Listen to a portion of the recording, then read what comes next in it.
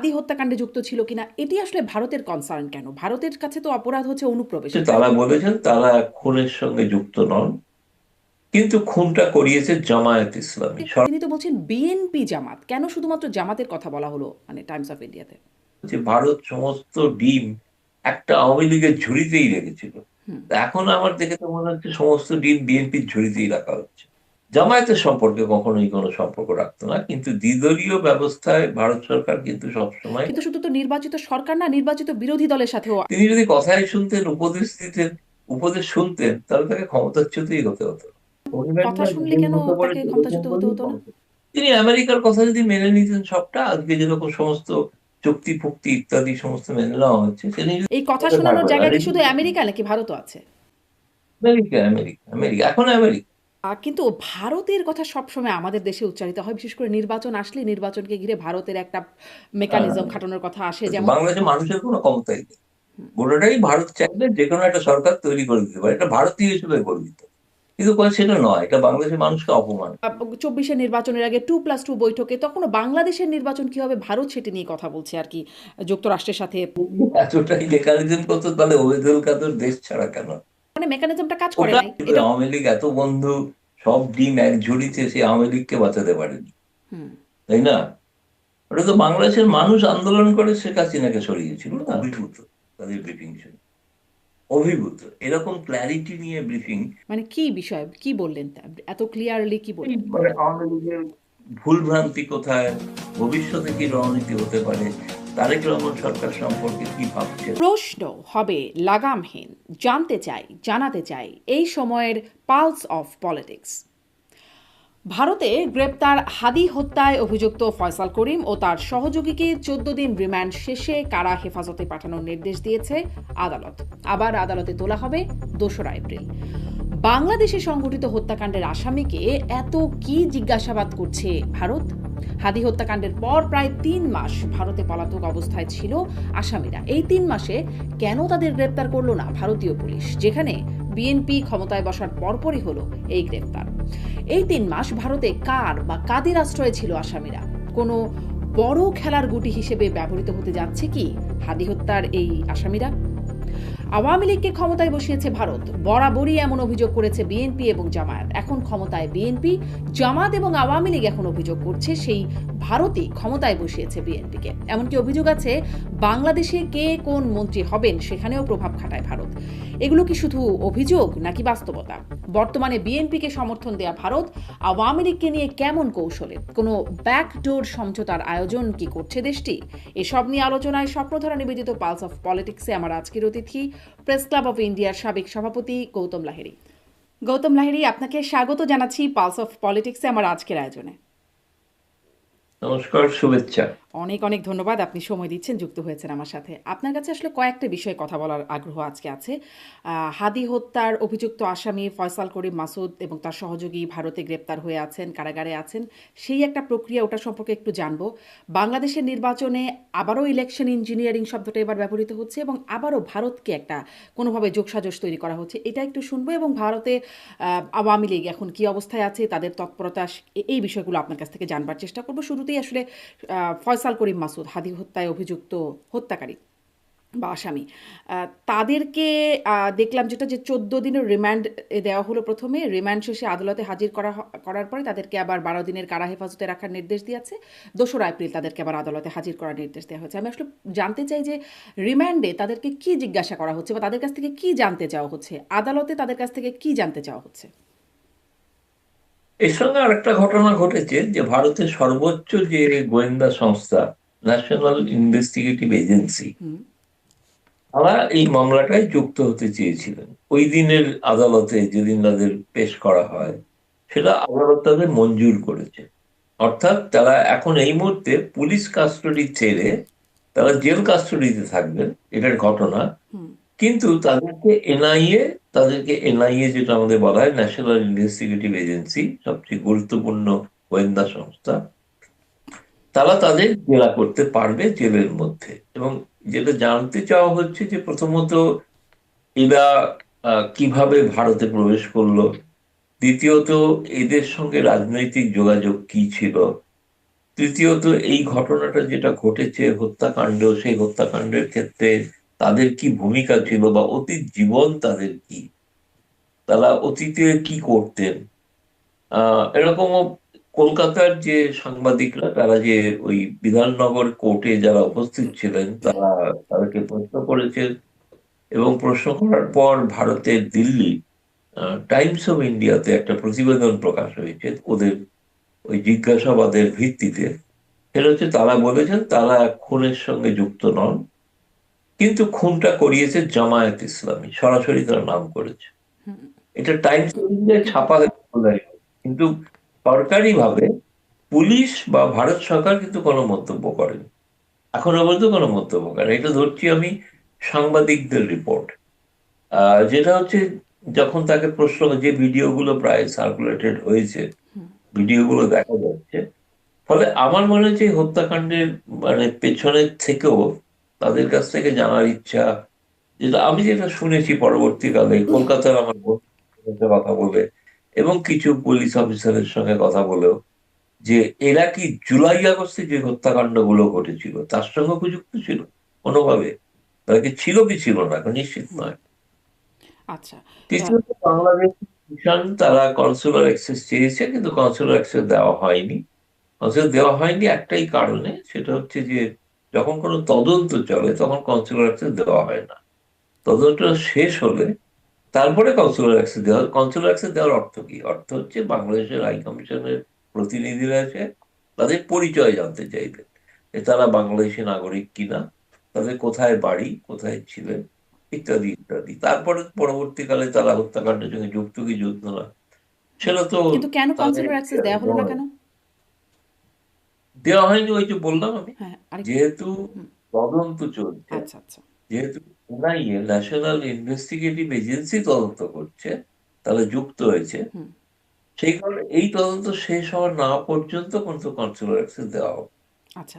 কিন্তু এটা স্বাভাবিক কনসুলার হ্যাঁ, নিয়ম তাই। কিন্তু হ্যাঁ, স্পষ্ট। কিন্তু মানে জুলাই আগস্ট হত্যাকাণ্ডে অভিযুক্তরা গ্রেপ্তার আছে মানে মানে মানে তারা দায়ী কিনা বা তারা যুক্ত ছিল কিনা বা হাদি হত্যাকাণ্ডে যুক্ত ছিল কিনা, এটি আসলে ভারতের কনসার্ন কেন? ভারতের কাছে তো অপরাধ হচ্ছে অনুপ্রবেশের, তাই নয় কি?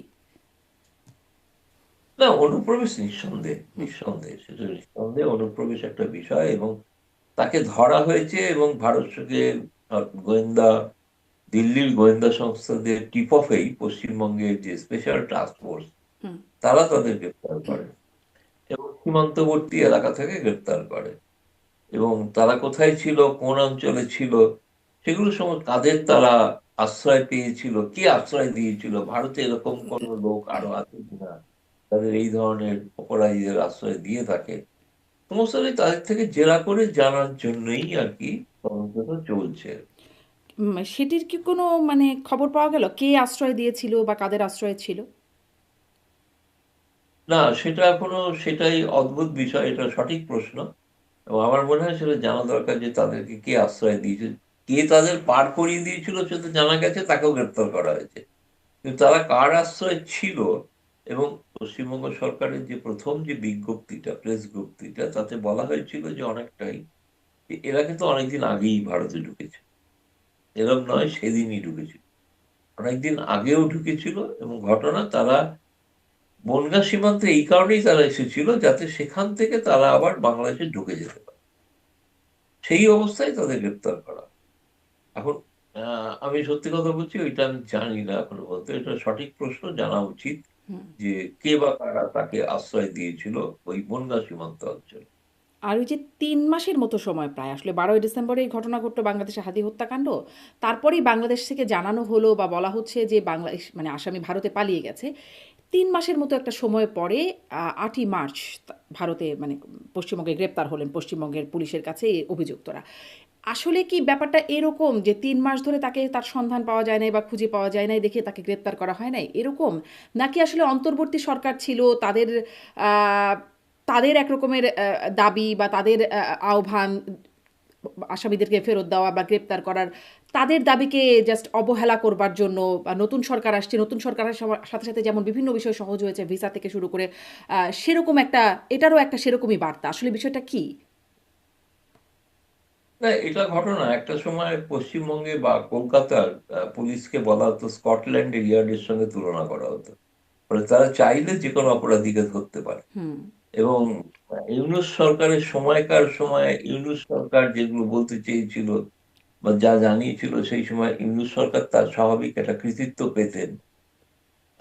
সেটা একটা খুব স্বাভাবিক, এবং তারেক রহমান সরকার আসার পর সেই সরকারের সঙ্গে একটা সুসম্পর্ক তৈরি করা, দুদেশের নিরাপত্তারক্ষীদের মধ্যে একটা সমঝোতা হওয়া, এবং তাদের যে বোঝাপড়াটা যেটা আগে যেটা ছিল সেটা যাতে পুনরুজ্জীবিত হয়, সেই কারণে এবং ভারত সরকার তো সেক্ষেত্রে কোনো দ্বিধা করেনি হুম এটা বলতে হুম যে হুম হাদি হত্যার কারণেই তাকে অভিযুক্ত হিসেবে ধরায়। তিনি অপরাধী কিনা এটা এখনো বলা হয়নি, সেটা আদালতের প্রমাণ করবে। হুম।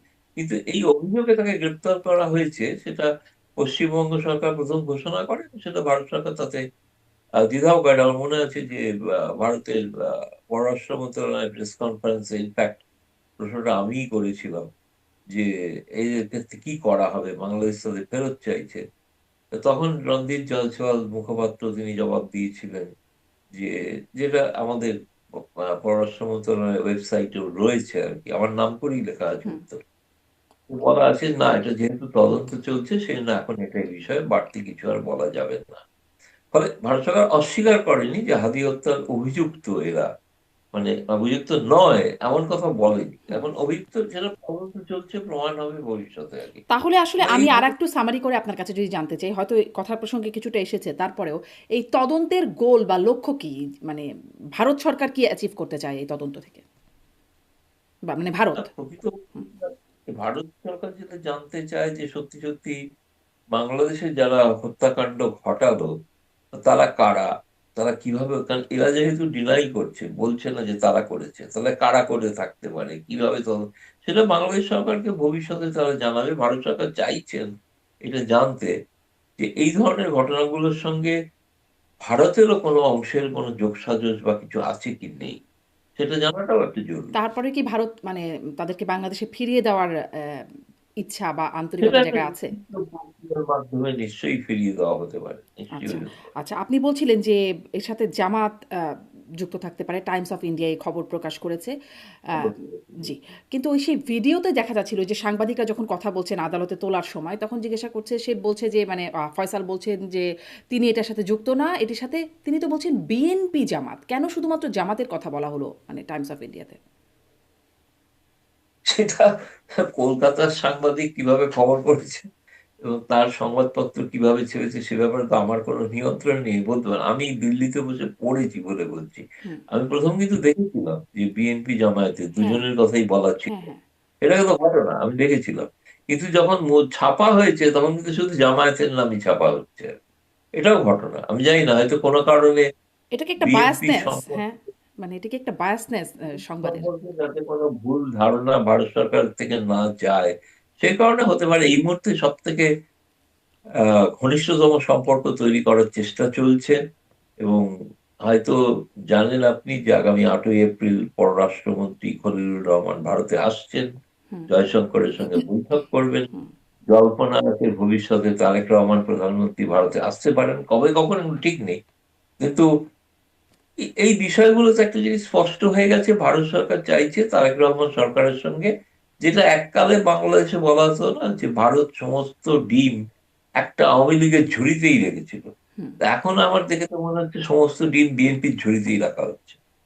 ফলে এখন সেই ধরনের সম্পর্ক একটা রাখার চেষ্টা চলছে, এটুকুই বলতে পারি। হুম, কিন্তু সমস্ত ডিম এক ঝুড়িতে রাখার এই বিষয়টাকেই ভারত মানে এটার কি একটা ভালো কৌশল বলে মনে করছে? মানে আওয়ামী লীগের ঝুলিতে রাখার পরে খুব ভালো কৌশল হয় নাই বলেই তো মনে হলো। না, এটা আসলে বাংলাদেশের মানুষ মানে আমি খুব বিনয়ের সঙ্গে বলি, এটা কখনোই বুঝতে পারেননি তারা। সেটা হচ্ছে যে নির্বাচিত সরকারের সঙ্গে ভারত সরকার সবসময় সম্পর্ক রেখেছে।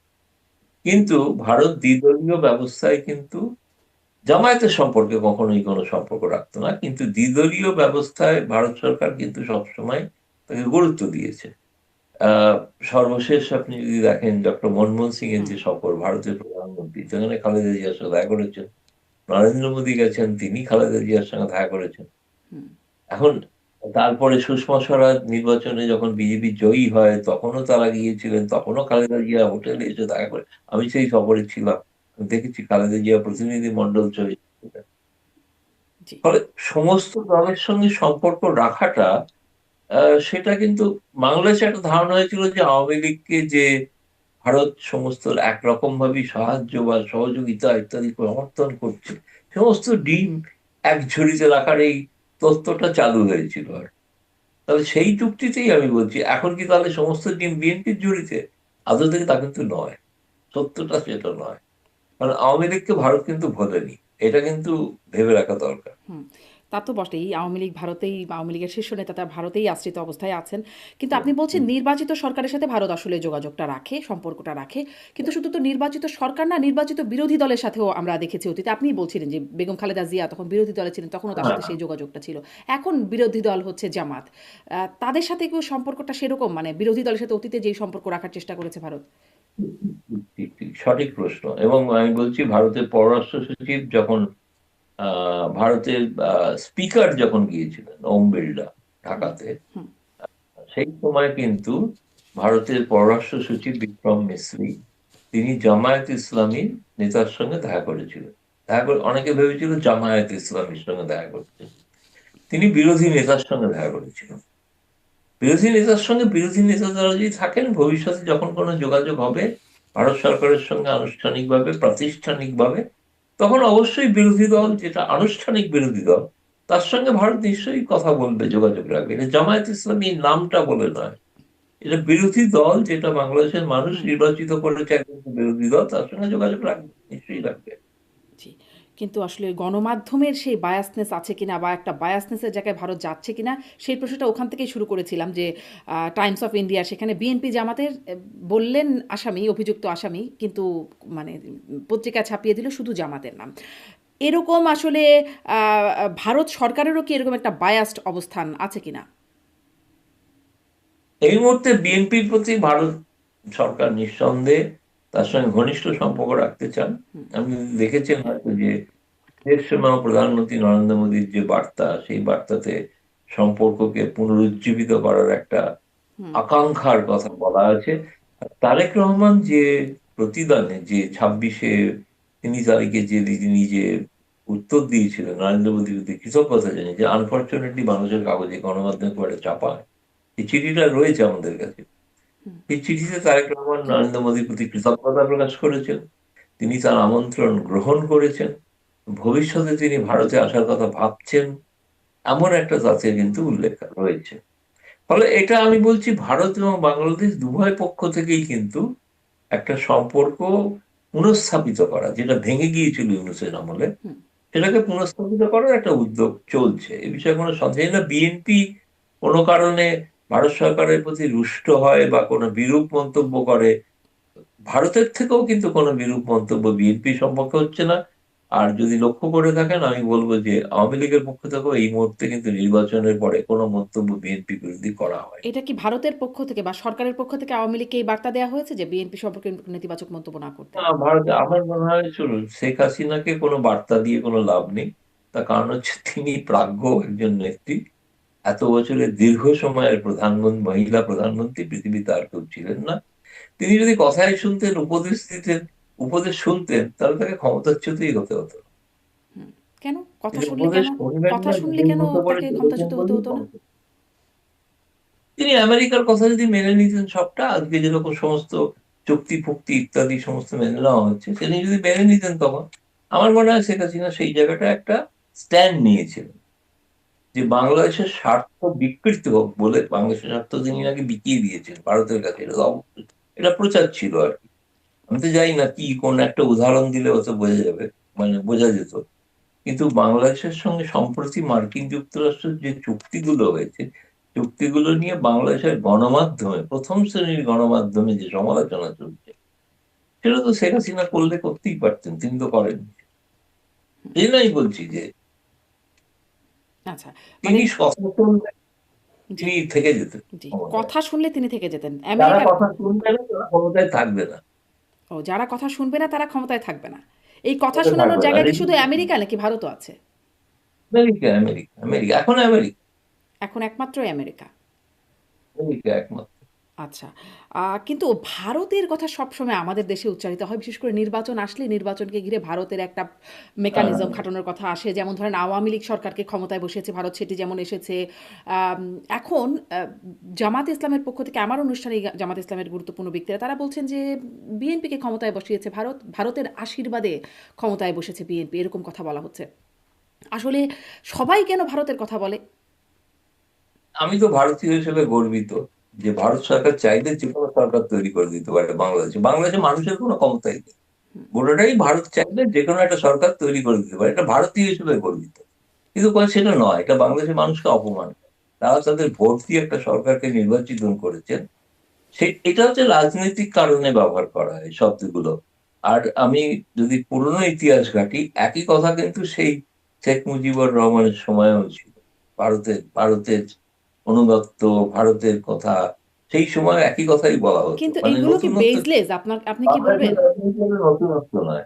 হ্যাঁ, নতুনত্ব নয়। কিন্তু এটা কি আসলে মানে কোনো ভিত্তিহীন কথা, নাকি এটার পেছনে কোনো ভিত্তি আছে? কারণ ধরেন কারণ যদি বলি যে মানে সবাই যখন বলছে, সব রাজনৈতিক দলগুলি এই কথা বলে, ভারতের কথা বলে। একটা কমন টার্ম হচ্ছে ভারত। তারপরে ধরেন যখন ২৪ এর নির্বাচনের আগে 2+2 বৈঠকে তখনও বাংলাদেশের নির্বাচন কি হবে ভারত সেটি নিয়ে কথা বলছে আরকি যুক্তরাষ্ট্রের সাথে। সেটি আমরা দেখেছি। ওবায়দুল কাদেরের মুখে শুনেছি দিল্লি আছে, আমরা আছি, তলে তলে আপোস হয়ে গেছে। এরকম কথা, মানে আমেরিকার দিল্লিকে দরকার হবে। এই ধরনের আমরা ওবায়দুল কাদের কথা কাছে শুনেছি। এখন জামাতে ইসলামের মুখেও শুনছি, বিএনপিও বলেছে এর আগে যে আওয়ামী লীগকে ক্ষমতায় বসিয়েছে ভারত। মানে এরকম বিষয় তো আছে হয়তো। আহ, তাহলে আসলে ভারত কি কোনোই মেকানিজম করে না? এগুলো সবই কথার কথা। না, তারা যদি এতটাই মেকানিজম করতো তাহলে ওবায়দুল কাদের দেশ ছাড়া কেন? তিনি তো খুব এতটাই সব ব্যবস্থা হয়ে গিয়েছিল, দেশে থাকলেই পারতেন, থাকতে পারেননি না, হুম। সরকারটাই তো চলে গেল। এতটাই যদি মেকানিজম হয়ে তার থাকে, মানে মেকানিজমটা কাজ করে ওটা নাই, এটাও তো হতে পারে নাকি? মেকানিজম কাজ করে নাই। তার কারণ হচ্ছে একাত্তরের পর থেকে, হুম। একাত্তরের পর থেকে বাংলাদেশে কিন্তু ওই শক্তিটা সব সময়ই ছিল। তাদের একমাত্র হাতিয়ার ভারত বিরোধিতা করে মানুষকে বিভ্রান্ত করা। এবং কিন্তু সেটা কিন্তু ঘটনা যে বাংলাদেশে মনে আছে, কিন্তু প্রথম নির্বাচন, মানে বঙ্গবন্ধু শেখ মুজিবুর রহমান ক্ষমতায় যাওয়া প্রথম নির্বাচন, 27% মানুষ বঙ্গবন্ধুর বিরুদ্ধে ভোট দিয়েছিল, 1% মানুষ ভোট দেয়। সেই সংখ্যাটা কিন্তু আছে অলরেডি বাংলাদেশে। বাংলাদেশে আমি বলি, যেটা বারবার বলি অনেক জায়গাতে, তিনটে ধারা বাংলাদেশে সবসময় আছে আদর্শগত দিক থেকে। এটা হচ্ছে, এবং কেউ প্রথমে আসবে, কেউ দ্বিতীয় আসবে, কেউ তৃতীয় হতে যাবে। একটা হচ্ছে বাঙালি জাতীয়তাবাদ, একটা বাংলাদেশি জাতীয়তাবাদ, একটা ইসলামিক বাঙালি জাতীয়তাবাদ। তিনটে ধারা সংখ্যার বিচারে হিসাব করে কোনো লাভ নেই। এরা কেউ 0 হতে পারে, 1 হতে পারে, 50 হতে পারে, 300 হতে পারে, কিন্তু এইটা ঘুরে ফিরে বাংলাদেশের রাজনীতিতে আবর্তিত হয়। ফলে এইটা আজকের দিনে আমি যেটা বলি, যারা মানে অন্য অংশ, যারা বাংলাদেশি জাতীয়তাবাদ, ইসলামিক জাতীয়তাবাদ, তারা আজকে ফ্রন্টে আছেন, সামনের সারিতে আছেন। যারা বাঙালি জাতীয়তাবাদে বিশ্বাস করেন তারা দেশ ছাড়া, তারা নেই কোথাও, তাদের দেখা যাচ্ছে না। কিন্তু তার মানে এই নয় যে কোনোদিন তারা, যেমন একটা সময় একটা ধারণা ছিল না, আরে বিএনপি তো শেষ, এই পার্টিটা নেই, হুম। সেই পার্টিটা আজকে ক্ষমতায়। বাংলাদেশে এটা কখনোই হবে না। ভারতেও আমি একইভাবে বিশ্বাস করি, কংগ্রেস, বামপন্থী, ডানপন্থী, বিজেপি, তো তিনটে ধারা থাকবেই। সংখ্যার বিচারে 19-20 হতে পারে, কেউ 0 হবে, কেউ 1 হবে, কেউ 300 হবে, কিন্তু এই এটাই রাজনীতি। এবং কিভাবে তারা আসবে, সেই রণনীতির ক্ষেত্রে ভারত একটা ভূমিকা হয়ে দাঁড়ায় বাংলাদেশে। মানে সেটা কিভাবে ভূমিকা হয় সেটাই আমার আসলে জানবার ইচ্ছা, যে ভারত আসলে সেই ভূমিকাটা কিভাবে হয়। কারণ কারণ হচ্ছে আরো ভারত যদি একটু কিন্তু বলি, মানে কতগুলো কথা তো বলছিলাম যে এই কথা সব নেতাদের মুখে কি কি কথা শোনা যাচ্ছে সেটি বলেছি বা শোনা গেছে অতীতে। তারপরে ধরেন সেই সুজাতা সিং এর আশা, এরশাদকে এক রকমের চাপ দেয়া, জিএম কাদের ভারত থেকে ফিরে গিয়ে বললেন, চুপ হয়ে গেলেন, কিছুই বলা যাবে না কি বলেছে। মানে নির্বাচনকে ঘিরে সবসময় ভারতের কিছু না কিছু ঘটনা দেখাই যায়। ফলে ভারত আসলে কি প্রভাব খাটায় বা কি ভূমিকা পালন করে সেটাই আমার মানে আপনার কাছে প্রশ্ন। ভারত কি প্রভাব খাটায়, ভারতের এত প্রভাব ছিল, আওয়ামী লীগ এত বন্ধু, সব ডিম এক ঝুড়িতে, সে আওয়ামী লীগকে বাঁচাতে পারেনি, হুম। তাই না? ওটা তো বাংলাদেশের মানুষ আন্দোলন করে শেখ হাসিনাকে সরিয়েছিল না, সেখানে ভারত তো কিছু করতে পারেনি। ভারত বড় জোর আশ্রয় দিয়েছে শেখ হাসিনাকে। কিন্তু ওই যে বললেন আবার কিন্তু আপনি মার্কিনীদের কথা শুনে নাই বলে নাকি মানে পড়তে হলো।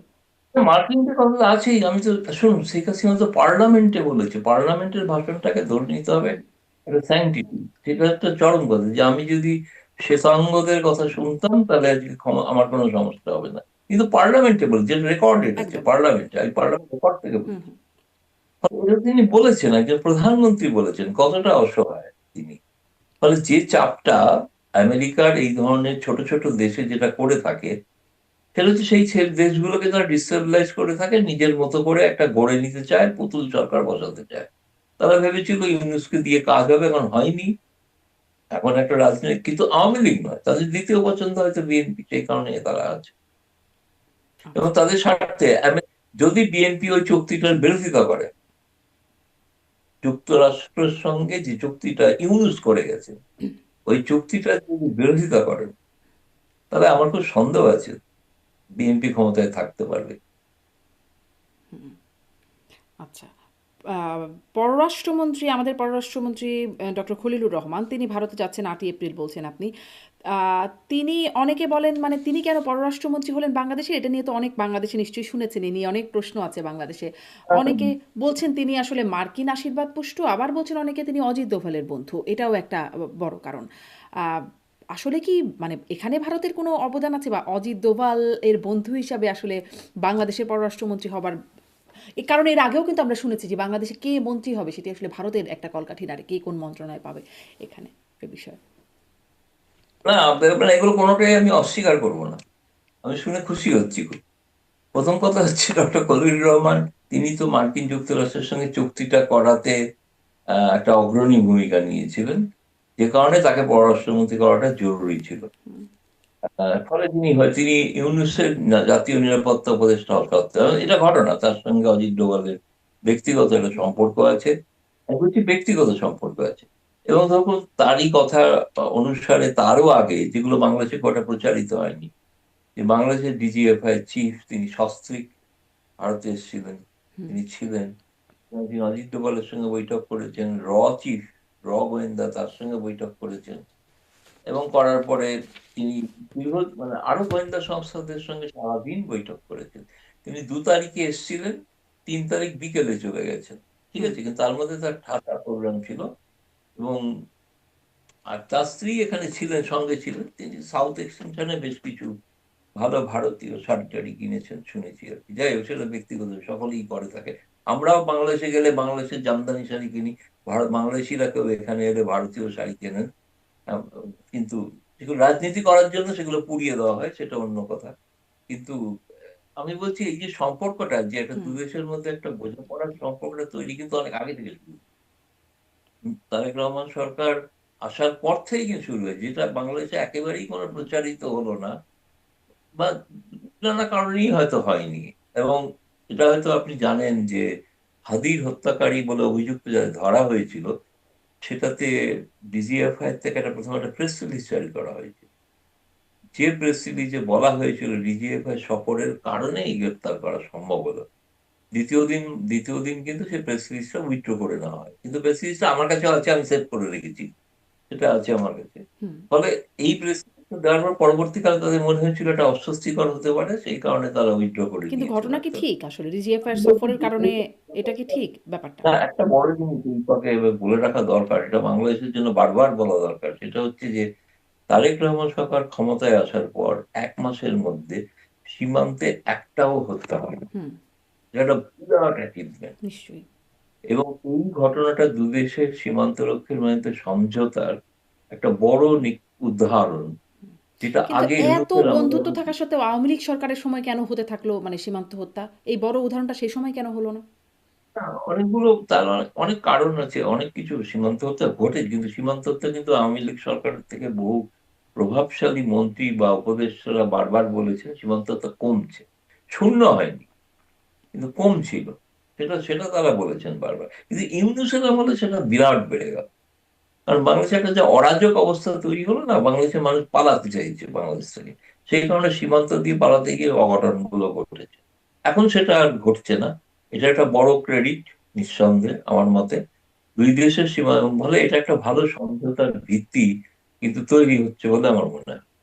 আচ্ছা, তার মানে কি আসলে এরকম? ওই যে আপনি বলছেন আওয়ামী লীগকে ভোলে নাই, কিন্তু আওয়ামী লীগের যে বেশি বন্ধুত্ব এখন বিএনপির সাথে, মানে আওয়ামী লীগ আমলেও সীমান্ত এত বন্ধুত্ব, সোনালী অধ্যায় সর্বোচ্চ শিখরে আমরা শুনতাম বন্ধুত্বের মাত্রাটা। সেখানেও এই হত্যাকাণ্ডের সংখ্যা কখনো কমে, পরে আবার একটু বাড়ে, আবার একটু কমে বাড়ে, এরকম হতে থাকতো আর কি। কিন্তু এখন একদম জিরো এই ক্ষমতা নেওয়ার পর এই এক মাস 1 মাসে। আমি চাই যে আমি চাই এই 1 মাসটা যেন 12 মাস থাকে। নিশ্চয়ই, নিশ্চয়ই, সেটা তো বটেই, সেটা তো চাওয়া থাকবেই আমাদের।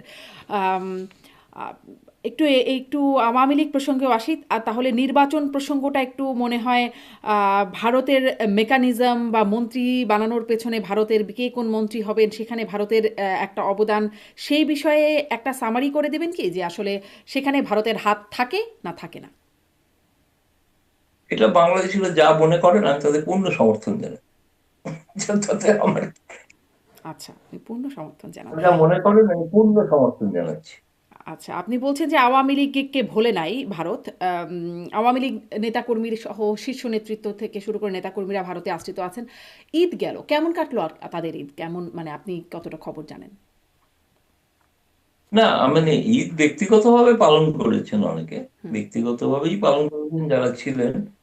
এই অবস্থায় দেশের বাইরে থেকে খুব ভালোভাবে পালন করেছেন আমার মনে হয় না। আহ সুতরাং অনেকেই আমাকে জিজ্ঞেস করেছেন, আচ্ছা শেখ হাসিনা কিভাবে পালন করলেন। তিনি তার নিজস্ব যেখানে আছেন সেই আশ্রয়স্থলে তিনি পালন করেছেন, তার মতো করে নামাজ পড়েছেন, পালন করেছেন। কিন্তু তার বেশি কিছু আমি জানি না এই বিষয়ে। আচ্ছা, আমি ঈদে থেকে বাকি ঈদে কোনো বিশেষ নেতৃবৃন্দ, যোগাযোগ, মানে স্বাভাবিকভাবে মানে মানুষের সাথে দেখা সাক্ষাৎ যে হয়, সেরকম কিছু হয়েছে বলে জানেন?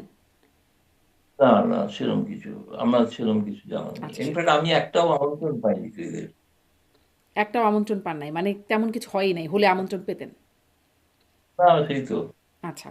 আ মানে দেখলাম যে ঈদে একটা আওয়ামী লীগের যে সামাজিক যোগাযোগ মাধ্যম, সেখানে একটা ছোট্ট বার্তা দেখলাম শেখ হাসিনার পক্ষ থেকে, বঙ্গবন্ধু কন্যা, আওয়ামী লীগ সভানেত্রী শেখ হাসিনা, এরকম বলে একটা বার্তা দেওয়া হচ্ছে সবাইকে ঈদের শুভেচ্ছা। কিন্তু আসলে খুব ঈদ নিয়ে স্বাভাবিকভাবে যেটা হয় যে ঈদ উপলক্ষে যেহেতু আমাদের সবচেয়ে বড় ধর্মীয় উৎসব বাংলাদেশি মুসলমানদের বা মুসলমানদের সবচেয়ে বড় ধর্মীয় উৎসব, হুম, হুম, হুম। সেরকমটা খুব বড় কিছু দেখা গেল না। আপনিও বলছিলেন সেখানে খুব আমন্ত্রণ নাই। আ খুব অডিও বার্তা দিয়ে থাকেন শেখ হাসিনা, সেরকমটা দেখা গেল না। একরকম কি একটু মানে কি বলবো, একটু ঝিমিয়ে গেছে দলটি? মানে এরকম একটা বড় উৎসব কেন্দ্রিক রাজনীতি থাকে, সেটি হলো না এবার। আমার কাছে মনে হয় কি এটা একটা কৌশলগত স্ট্র্যাটেজি।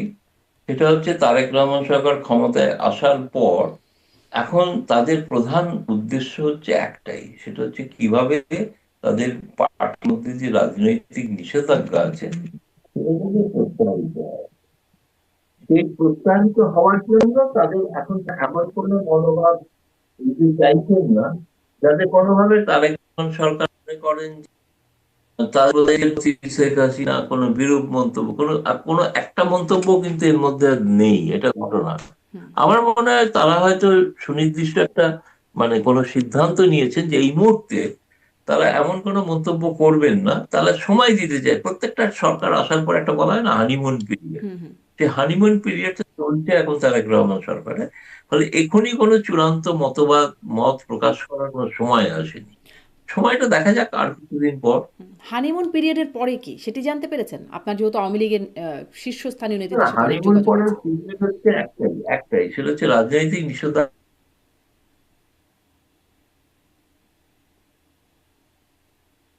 বা কোনো ব্যাক চ্যানেলে কোনো একটা আলাপ আলোচনা শুরু করা বা করা, যাতে তাদের রাজনৈতিক নিষেধাজ্ঞা প্রত্যাহার করা হয়। এটা ধরেই নিয়েছেন তারা, তারেক রহমান সরকার 5 বছর ক্ষমতায় থাকবেন। আচ্ছা। এই 5 বছরের মধ্যে তারা যাতে রাজনীতিতে আবার অংশগ্রহণ করতে পারেন এইটুকুই তাদের মানে ন্যূনতম আকাঙ্ক্ষা। দ্বিতীয় আকাঙ্ক্ষা হচ্ছে তাদের যে নেতারা জেলে রয়েছেন বন্দী, তাদের মধ্যে বিচার যা চলছে চলুক, কিন্তু তাদের যদি কোনোভাবে জামিনে মুক্তি দেওয়া যায় তারা যাতে নিজেদের ঘরে ফিরতে পারেন, এটা নিয়ে তারা সব থেকে বেশি চিন্তিত। এই সব থেকে বেশি আমি বলবো এটাই তাদের একমাত্র লক্ষ্য।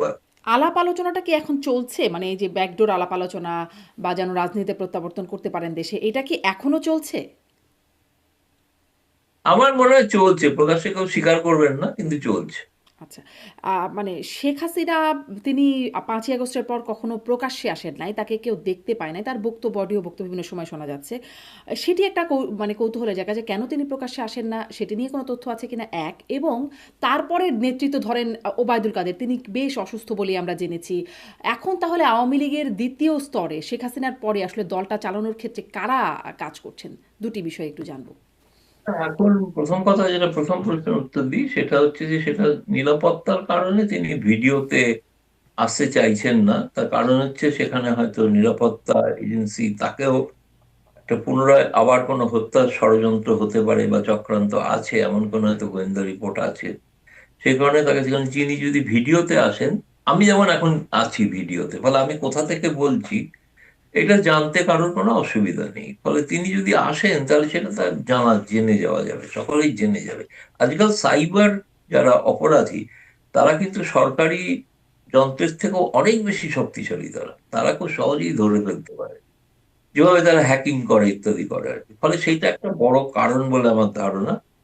আর দ্বিতীয় যেটা আপনি বললেন যে, হ্যাঁ, আওয়ামী লীগ যেহেতু ওবায়দুল কাদের অসুস্থ, ফলে বাকিদের মধ্যে যারা প্রেসিডিয়াম সদস্য যারা রয়েছেন, তাদের মধ্যে মূলত যেটা, এখন তো এই মুহূর্তে কোনো দল সেভাবে সাংগঠনিক কোনো কাঠামো তৈরি করেনি, কিন্তু তাহলে আমি যতদূর জানি সেটা হচ্ছে মূলত দ্বিতীয় ভূমিকায় সব থেকে গুরুত্বপূর্ণ ভূমিকা পালন করছেন জাহাঙ্গীর কবির নানক।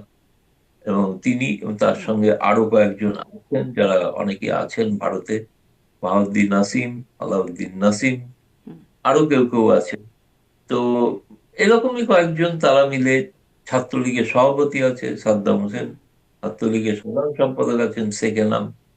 এরা মিলে হয়তো একটা মোটামুটি আলাপ আলোচনা করে একটা চেষ্টা করছেন যে কি কার্যক্রম করা যায়, বা তখন যে যে এই যে স্টেটমেন্ট গুলো আওয়ামী লীগের নামে বেরোয়, সেগুলো তারা তখন সেগুলো বের করার চেষ্টা করে। আচ্ছা। এবং তারা ঢাকাতে বা হোক বাংলাদেশের বিভিন্ন অঞ্চলে চেষ্টা করেন। মাঝখানে তো শেখ হাসিনা নিজে বহু গ্রুপে উপস্থিত হচ্ছিলেন, ভাষণও দিচ্ছিলেন। সেটা আপাতত বন্ধ, কিন্তু এই নেতারা তারা কিন্তু চেষ্টা করছেন তৃণমূল স্তরের কর্মীদের সঙ্গে একটা যোগাযোগ রাখার। এইভাবেই আপাতত, কিন্তু এই মুহূর্তে তারা কোনো সাংগঠনিক ভাবে কোনো রাজনৈতিক পদক্ষেপ নিচ্ছেন এমন কথা আমি কিন্তু শুনিনি কিছু। আচ্ছা। জাহাঙ্গীর কবির নানক, বাহাউদ্দিন নাসিম ইনাদের কথা বলছিলেন। ১৩ই মার্চ একটা ইফতারের আয়োজন করেছিল Awami League press club of India দিল্লিতে সেখানে।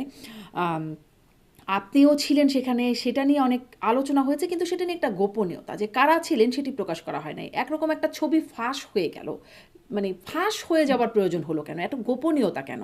এবং ফাঁস হবার পরেও সেখানে আপনারও ২ একটা বক্তব্য শুনছিলাম বিভিন্ন অনুষ্ঠানে যে কারা ছিলেন একমাত্র জাহাঙ্গীর কবির নানককে দেখা গেল তার নাম বলা যাচ্ছে। বাকি কারা ছিলেন তাদের নামও বলা হচ্ছে না। কেন এই গোপনীয়তাটা কেন? না, প্রথম কথা বলি, সেটা ভুল ধারণা তৈরি হয়েছে যে ভারতের জাতীয় প্রেস ক্লাবে কোনো ইফতার অনুষ্ঠান আয়োজন করা হয় না, হুম, অনুমতিও দেওয়া হয় না। শুধু ইফতার বলে না, আমি বলছি হিন্দু ধর্মীয় কোনো অনুষ্ঠানও হয় না, দুর্গা পূজা, আচ্ছা। সরস্বতী পূজা, এগুলো কোনোটাই হয় না। এখানে একটা অসাম্প্রদায়িক অনুষ্ঠানগুলো হয়ে থাকে। কিন্তু আওয়ামী লীগ কোনো ইফতারের আয়োজন করেছিল এটা নয়। আচ্ছা। সময়টা যেটা ছিল সেটা হচ্ছে ৮টা থেকে 8:30। ইফতার তো হয়ে গেছে 6:30, এবং এই কারণেই 8টায় রাখা হয়েছিল, যে যাতে তারা ইফতার করে আসতে পারে। হুম, এবং ইফতার করে এসেছিলেন, আমি বলছি, দুজন এসেছিলেন, ঠিক আছে, বাকি অন্য কেউ আসেনি। কিন্তু তাদের ব্যক্তিগত কিছু স্টাফ টাফ আছে, তারা হয়তো ছিল আশেপাশে। কিন্তু সেইখানে যে যে আলোচনাটা, যাদের কেউ বলেছেন ফ্লপ, কেউ বলেছেন সফল, ফ্লপ বা সফল কিনা কিছু জানি না, তারা একটা তালিকা দিয়েছিলেন যে আমরা এদের সঙ্গে কথা বলতে চাই, সাংবাদিক। আমাদের Hindustan Times, Times of India, the Hindu, Anandabazar পত্রিকা, নেটওয়ার্কের টিম, বিবিসি, এরা সকলেই ছিলেন, তাদের ডিপ্লোম্যাটিক এডিটররা ছিলেন। আহ, আর যাদের আমন্ত্রণ, আরো কয়েকজন, দুজন আমন্ত্রিত ছিলেন, তারা আসেননি, অন্য কারণে ব্যস্ত ছিলেন বলে আসতে পারেন। কিন্তু তাদের সঙ্গে একটা মত বিনিময় করেছে, তারা মত বিনিময় করার জন্য এদের সঙ্গে আমন্ত্রণ করতে চেয়েছিলেন, এবং তারা বলেছিলেন যে আমরা এদের সঙ্গেই কথা বলতে চাই, এই সাংবাদিকদের সঙ্গে। এবং তারা যেহেতু প্রকাশ্যে সাংবাদিক বৈঠক করবেন না, সেটা করলে ভারত সরকারের অনুমতি নিতে হবে। কারণ সাংবাদিক রাজনৈতিক কর্মকাণ্ড তো প্রকাশ্যে আওয়ামী লীগকে এখানে ভারতে করতে দেওয়া হয় না। ফলে তারা ইনফরমালি এই সাংবাদিকদের সঙ্গে মত বিনিময় করতে চেয়েছিলেন তাদেরই সঙ্গে, যাদের সঙ্গে সরাসরি ভারত সরকারের পররাষ্ট্র মন্ত্রণালয়ের যোগাযোগ। তারাই এসেছিলেন সকলে, 14-15 জন টোটাল তার ছিলেন, মানে আমি ছাড়া প্রেস আনুষ্ঠানিকভাবে ক্লাবের রাজনৈতিক লোক। কর্মকাণ্ড না পরিচালনা করলেও অনানুষ্ঠানিকভাবে ভারত সরকার আসলে জানছে এবং তারা করছেও আওয়ামী লীগ সেখানে রাজনৈতিক হ্যাঁ, কর্মকাণ্ড। মানে প্রকাশ্য তো হচ্ছে না, অন রেকর্ড কিছু হচ্ছে না তো। আচ্ছা। কোনো খবর তো ছাপা হচ্ছে না ভারতে যে তিনি এই কথা বলেছেন। বাহাউদ্দিন কি বলে, বাহাউদ্দিন নাসিম নয়, তিনি তো আসেননি, হুম। এটা হচ্ছে জাহাঙ্গীর কবির নানক। তিনি এরকম কথা বললেন, এরকম তো কোনো ছাপা হয়নি। তাহলে তো একটা মত বিনিময়, তারা জানতে চাইছিলেন যে ভারত সরকার কি ভাবছে আওয়ামী লীগকে নিয়ে, বা তারা ভবিষ্যতে কি করতে পারেন, কি চাইছেন, ইত্যাদি ইত্যাদি বিষয় নিয়ে তারা একটা কথাবার্তা কিন্তু সেখানে সেটি বলছে। সেটির মধ্যে প্রেস ক্লাবের গোপনীয়তা কেন? মিডিয়া, অনানুষ্ঠানিকভাবে হতে পারে কিন্তু গোপনীয়তা কেন? মানে ফাঁস হয়ে গেল একটা ছবি, এই ব্যাপারটা গোপনীয়তা এরকম কেন? গোপনীয়তা গোপনীয়তাটা সম্পর্কে ভুল ধারণা। কোনো গোপনীয়তা এখানে স্পেসিফিক্যালি একটা অনুষ্ঠান, যে অনুষ্ঠানে কেউ স্পেসিফিক্যালি ইনভাইটেড, বাকিরা কেউ ইনভাইটেড নয়, তাই না? যারা ইনভাইটেড, লিস্টে নাম ছিল, তারা ইনভাইটেড। সেখানে প্রেস ক্লাব অফ ইন্ডিয়ার সভাপতি, বর্তমান সভাপতি, তিনি সঙ্গীতা বড়ুয়া বিচারকী, তিনি ছিলেন। বর্তমান সাধারণ সম্পাদক আফজাল ইমাম ছিলেন। তারা এইসব সাংবাদিকদের, তারা যে পছন্দ অনুসারে সেই সাংবাদিকদের তারা ইনভাইট করেছিলেন। আমি অবশ্যই খুবই ঘনিষ্ঠ আওয়ামী লীগের সঙ্গে, বিষয় আমি তো থাকবোই, সেটা কোনো ব্যাপার না। ফলে আমি বিএনপির অনেকের সঙ্গে ঘনিষ্ঠ। ভবিষ্যতে দেখতে পাবেন প্রেস ক্লাবে বিএনপির অনুষ্ঠান হচ্ছে, সেখানে আমি আছি, দেখতে পাবেন কবে হচ্ছে খুব বিএনপির শিগগিরই। অনুষ্ঠান? না, বিএনপির নয়, সরি, ভুল করলাম। আগামী 27শে ফেব্রুয়ারি, 27শে মার্চ? মার্চ বাংলাদেশ হাই কমিশন একটা কাচ্চি বিরিয়ানি ফেস্টিভ্যাল, এটা 2010 থেকে হয়ে আসছে। কেবলমাত্র নভেম্বরের বিজয় দিবসের দিনে যেটা সেখানেও হয়ে থাকে, সেটা তারা চেয়েছিলেন এখানে প্রেস ক্লাবে করতে। সেই সময় এটা করা হয়নি, ইউনূস আমল ছিল বলে। যেহেতু ইউনূস আমলকে ভারত সরকার গুরুত্ব দেয়নি, আমরা যেটাই করি, যেটা ভারত সরকার স্বীকৃতি দেয়। ফলে ভারত সরকার ইউনূস সরকারের সম্পর্কে কোনো সম্পর্ক রাখেননি, ফলে আমরা প্রেস ক্লাব থেকেও করিনি। চেয়েছিলেন তারা, বাংলাদেশ হাইকমিশন চেয়েছিলেন। এমনকি এও চেয়েছিলেন যারা আসতে পারছেন না, তারা বাংলাদেশ হাইকমিশনে যে বিরিয়ানি, আমি খুব প্রচন্ড পছন্দ করি কাচ্চি বিরিয়ানি, কিন্তু আমি খেয়েছি গিয়ে, সেটা আমার কথা নয়। আমার সঙ্গে ভালো সম্পর্ক আছে প্রত্যেকে। এখন আগামী রবীন্দ্র জয়ন্তী একটা করার কথা চলছে। হুম। এখানে শুনছি যে আগ্রহ প্রকাশ করছেন জি। তারেক রহমান সরকার, তারা ভাবে আসতে চান, মন্ত্রীরাও আসতে পারে। সেখানে গোপন নয়, প্রকাশ্য হবে, আমার সঙ্গে ছবি দেখতে পারেন। ছবি দেখতে পাবো সেটা কিন্তু অনেকেই জানে। এখানে এখানে এটা কেন একটু গোপন হলো? মানে এখানে কারা এখানে আসলো? আমি বলে দিই এইটার সঙ্গে। এখানে কারা আসলো সেটি বলা হচ্ছে না কেন? মানে শুধুমাত্র জাহাঙ্গীর কবির নানকের চেহারাটা দেখা গেছে বলে তার নামটা চলে আসছে। বাকি কারা আসলো বা কে আসলো সেটি কেন বলা হচ্ছে না? কেউ আসেনি, আর একজন কে এসেছিলেন। তিনি? তিনি বারবার অনুরোধ করেছেন আমার নামটা বলবেন, কেন বললে কি সেজন্য হয়? বলছি না। আচ্ছা ঠিক আছে কিন্তু কেন বললে সমস্যাটা কি হয়? না, কারণ নানক ভাই বাইরে এসে যাওয়াতে তার ছবিটা, হুম। মানে আমার তো ওখানে কোনো সিসিটিভি ক্যামেরা আছে। সিসিটিভি ক্যামেরাতে দেখা যাচ্ছে যে হুম। কারা বাইরে বসে আছে, গিয়ে ছবি তুলছে। ওরা বলছেন যে না, কোনো হয়তো বাংলাদেশ হাই কমিশন থেকে কোনো এনএসআই কেউ এসে ছবি তুলে পাঠিয়ে দিয়েছে, সে বেরিয়েছে। কারণ আমরা দেখতে পাচ্ছি আমি যে ওখানে কিছু দিল্লি বিশ্ববিদ্যালয়ের যারা দাবি করেন তারা ছাত্রলীগের সদস্য, তারা ওখানে উপস্থিত হয়ে গিয়েছে, তাদের কেউ ছবি তুলছে। একজনকে আইডেন্টিফাই করা গেছে, তারপর দিন থেকে তার ফোন অফ, তাকে পাওয়া যাচ্ছে না, ধরাও যাচ্ছে না। তো তিনি পাঠিয়েছেন কিনা ছবি আমি বলতে পারবো, সেটা আওয়ামী লীগের নেতারা তদন্ত করে দেখছেন।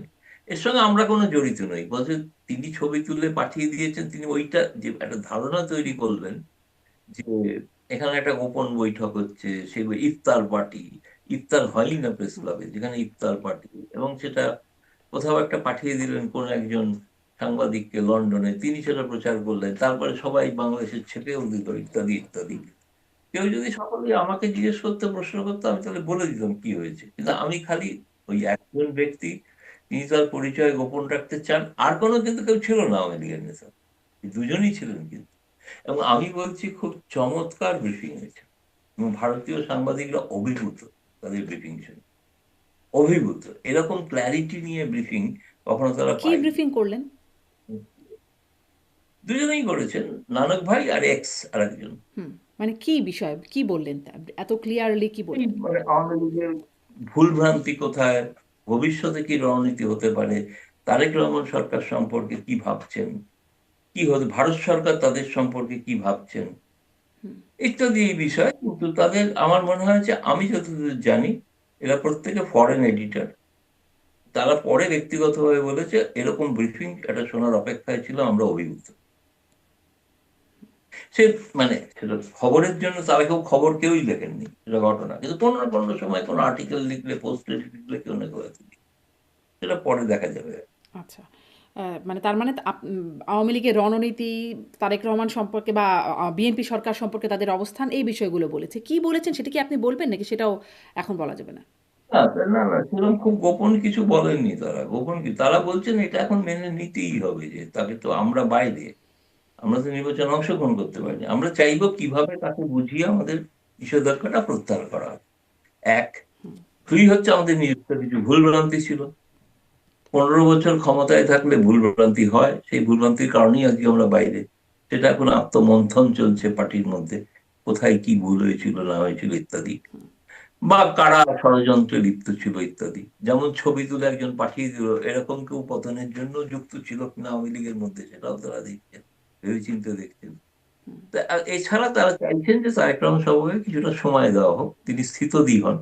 তার কাছে, তাদের কাছে মনে হয়েছে একটা বড় চ্যালেঞ্জ জামায়াত ইসলামী, প্রথম দিন থেকেই যেটা স্পষ্ট, পার্লামেন্ট সেশন থেকেই, প্রথম দিন থেকেই। ফলে এই চ্যালেঞ্জটাকে তিনি কিভাবে দেখেন, কিভাবে মোকাবিলা করেন। তারপরে সেক্ষেত্রে তার ক্ষেত্রে জামায়াতকে মোকাবিলা করাটা তার কাছে প্রধান হবে, নাকি না আওয়ামী লীগকে মোকাবিলাটা করাটা প্রধান হবে। ফলে এই বিষয়টা তারেক রহমান সরকারকে একটা সিদ্ধান্তে আসতে হবে, একটা নির্দেশ। ইউনূস নিজে এখনো বসে আছেন ঢাকায়। তিনি কি উদ্দেশ্যে বসে আছেন, কেন বসে আছেন, তার উপরে একটা মাথার আশীর্বাদ আছে ওয়াশিংটনের। ফলে তিনি কি নিতান্তই চুপ থাকবেন? ফলে এইসব নানাবিধ প্রশ্ন, খুব ইন্টারেস্টিং কোয়েশ্চেন্স, মানে যেগুলো ফ্লোট করা হয়েছিল, সেগুলো নিয়ে কথাবার্তা হয়েছে এই আর কি। সেগুলো খুব যে একটা সেন্সেশনাল কোনো খবর আছে তার মধ্যে, তা নয়। একটা বলতে পারেন যে একটা চিন্তন বা মন্থন, একটা ব্রেন স্টর্মিং সেশন, সেই রকম একটা কিছু। আচ্ছা, কিন্তু এইটার কারণ কি আপনি বলতে পারেন? মানে এই যে গোপনীয়তা রাখা হচ্ছে, শুধু এখানেই না, ধরেন শেখ হাসিনার সাথে বিভিন্ন সময় বৈঠক হচ্ছে না, তারা নেতাদের। গোপন রাখেননি তো। মানে ধরেন এই যে কে তারা তো আসলেন, গোপন এটা রাখেননি। জাহাঙ্গীর কবির নানকের ছবিটা চলে আসলো বলে তাকে আর অস্বীকার করা গেল না, কিন্তু নামগুলো গোপন রাখার একটা মানে প্রবণতা।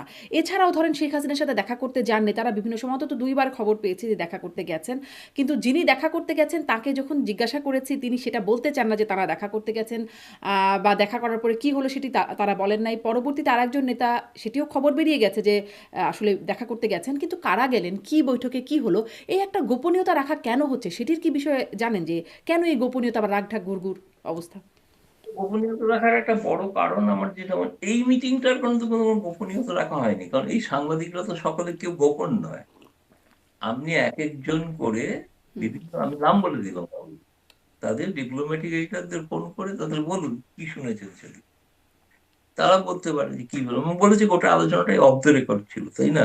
অন রেকর্ড তো ছিল না কিছু, অফ দ্য রেকর্ড আলোচনা ছিল। অফ দ্য রেকর্ড আলোচনা একটা পরিস্থিতির বিশ্লেষণ ছিল। আপনি যেগুলো বলছেন যে গোপন রাখা হয়েছে ইত্যাদি, গোপনীয়তা ওই কারণেই রাখা হয়েছে যে এই সময় তো তাদের ওপেন করলে তারেক রহমান সরকারের পক্ষ থেকে একটা চাপ আসতো ভারতের উপরে, যে আপনারা আওয়ামী লীগের নেতাদের বলতে দিচ্ছেন কেন প্রকাশ্যে, তাই না? ভারত সরকারের ঘোষিত সিদ্ধান্ত হচ্ছে কোন দেশের বিরুদ্ধে ভারত থেকে বসে কমেন্ট করা যাবে। সেটা তো ভারত সরকারের ঘোষণা ছিল। তো ফলে তারা এখানে আগেও অতীতে তারা তো প্রেস কনফারেন্স করতে পারেনি সেভাবে। প্রেস কনফারেন্স তো করার কোনো কথা নয়, তারা করছেনও না। সেই কারণেই এটা, যেটা মনে হচ্ছে গোপন, এই কারণেই গোপন। কিন্তু আপনি যদি বলেন হ্যাঁ ভারত সরকার কিছুই জানতো না, সবটাই জানতো। কেন জানতো? সবটাই জানে, কিন্তু তারা জানেন যে প্রকাশ্যে কিছু বলছেন না, প্রকাশ্যে কেউ ছাপছেও না কাগজে। তার কথা অনুসারে কালকে মানে জাহাঙ্গীর কবির প্রকাশ্যে নানক গোপন বললেন, অনুষ্ঠানগুলো হচ্ছে, এরকম হ্যাঁ একটা ব্যাপার। প্রকাশ্যে গোপন হ্যাঁ। এরকম ঘটনা। কারণ আমি তো বলছি ভারত সরকার তো আমেরিকা ফেলে দেয়নি। আচ্ছা, এটা তো আমি তাহলে বলছি ভারত বারবার, এটা সরকারের আওয়ামী বাংলাদেশের লীগকে একটা নিয়ে কোনো পরিকল্পনা আছে কিনা? ভারত সরকারের বলবেন, ওটা বাংলাদেশের মানুষকে ঠিক করতে হবে। বাংলাদেশের মানুষ যদি চায় আওয়ামী লীগকে আবার ফিরে আসতে হবে, সেটা বাংলাদেশের মানুষ ঠিক করবেন, কিন্তু আওয়ামী ভারত লীগের সরকার কি করবে? সমর্থকরা। মানে ভারত তো ফেলে দেয় নাই, ফেলে না দিয়ে রেখে দিয়েছে, রেখে দিয়ে ভারত আবার পরিকল্পনা আছে আওয়ামী লীগ নিশ্চয়ই। ক্ষমতায় এলে যেরকম সোনালী অধ্যায়ের সম্পর্ক ছিল, সেরকম সোনালী অধ্যায়ের সম্পর্ক রাখবে। আচ্ছা, আর ক্ষমতায় এলে আর ক্ষমতায় না এলে এরকম ভাবেই রাখবে নাকি? তাহলে তো না। আশ্রয় আছেন, কারণ ভারতের তারা বন্ধু ছিলেন না। ভারতের বন্ধু তো, ভারত এরকম বহু বন্ধুকে আশ্রয় দেয়।